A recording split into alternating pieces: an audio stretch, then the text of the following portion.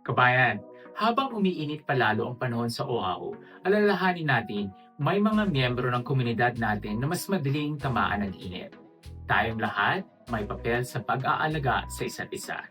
Tingnan natin ang kalagayan ng mga kukunan, mga bata, yung mga may kondisyon sa puso, mga buntis, mga may alagang hayop, at yung nagtatrabaho sa labas. Kapag mainit ang panahon, huwag mahiyang kumumusta. Baka may kailangan lang ng malamig na inumin o ng lugar na mas presko. May senyales na ba sila ng heat illness? Minsan, isang simpleng kamustahan, pwede kang makaligtas ng buhay. Yung mainit lang para sa'yo, baka delikado na para sa iba. Lahat tayo pwedeng maging tagapag-alaga ng isa't isa. Bisitahin ang keepcooahu.gov para sa karagdagang impormasyon. Keep Cool Oahu, sama-sama tayong mag-ingat.